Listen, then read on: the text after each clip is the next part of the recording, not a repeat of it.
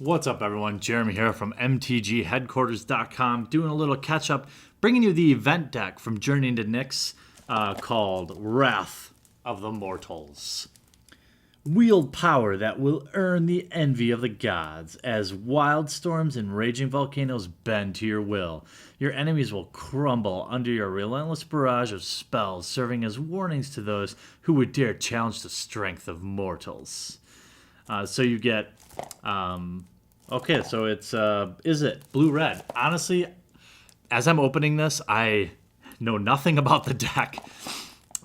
It's about, I think they're always right around $20. I'll put the description in the link below to check it out. I think these are always great for starter players. I always recommend them over an intro pack if you want to have a semi-competitive deck. No pre-con deck is ever going to go into an event and just win it. Like, that's just a fact. So we have to measure, right? We have to measure our expectations fairly. I don't know how strong this color combination is right now, but these are a great way to get into kind of constructed play. And if you're not, for example, a super premium deck builder, these are great. And if you want to just kind of, I don't know, get a deck, have a deck and win, or play and be semi-competitive, I think these are all right. They're always decent, and then you can always upgrade them. So you get your spin down in here, your sideboard, you get your little divider, your how to play. So these are always important for, you know, how to play, learning how to play this particular deck. And then you have kind of your general Magic the Gathering swag. So we have a Young Pyromancer. So maybe, I remember people have been brewing with Young Pyromancer for quite some time. She's never really made it into the spotlight that I know of. Maybe in other formats. But she is a fun card. I think it's a her. Whenever you cast an instant or sorcery, put a 1/1 red elemental creature token onto the battlefield. I assume there's more than one. Yep. So you have 3 Young Pyromancers. A Battlefield Thaumaturge.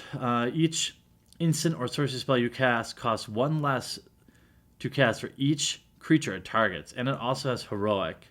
This is actually a pretty good card in this deck. 2 Gutter Snipe, 3 Gutter Snipes, a Chandra's Phoenix, okay, Spellheart Chimeras, Ogre Battle Drivers, an Aetherling, wow, okay, Lightning Strikes, Magma Jets, Mizium Mortars.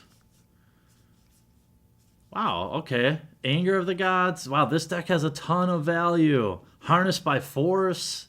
I play this in my red-white burn deck. Steam Augury, Faded Conflagration. Wow, they really stepped it up.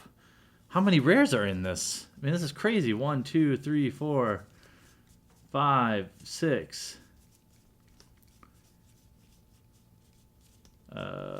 7, 8, 9. Almost 10 rares.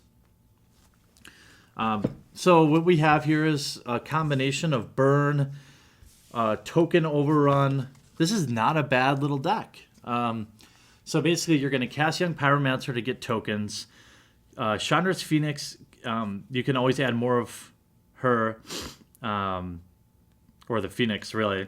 I'll play this in my red-white burn deck as well. Battlefield Thaumaturge, I guess, makes sense if you have spells that have, not Constellation, but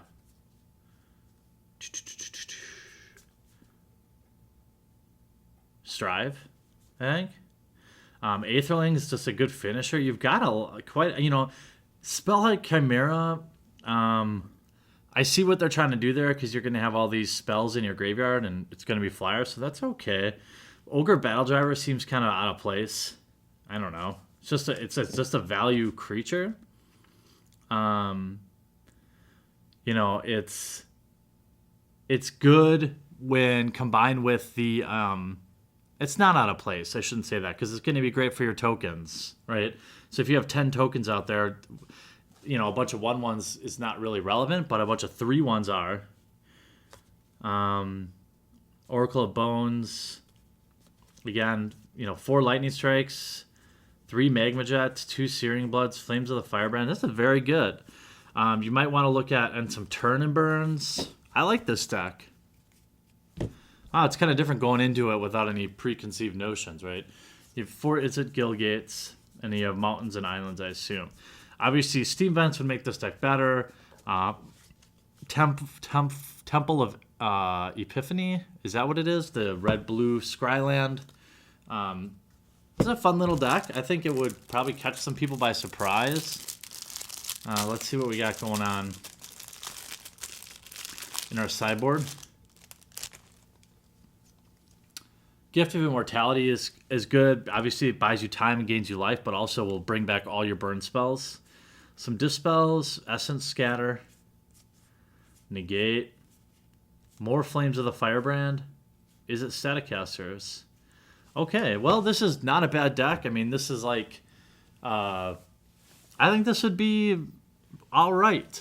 If you're looking for your first kind of constructed deck and you want your first taste of standard, this deck is not too bad. I think there's a ton of value in it with the Young Pyromancers. Obviously, the Aetherling, it seems kind of like a toss-in just for value.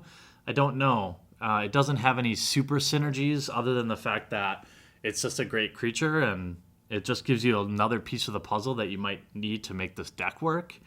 Harnessed by Force, I think, is really good. I'm trying to think of cards that I might add to this deck, to really take it to the next level. But I think if you don't get there with Burn, you can get there with tokens. And if you don't get there with token or burns, you can get there with Aetherling. So I think you have a lot of ways to win here. You could also get there with, honestly, once these Spellheart Chimeras are like 3-4 in the sky, that can be a pain to deal with. So I think this is a fun little deck. Not too bad there, Wizards. I'm going to put the link in the description below.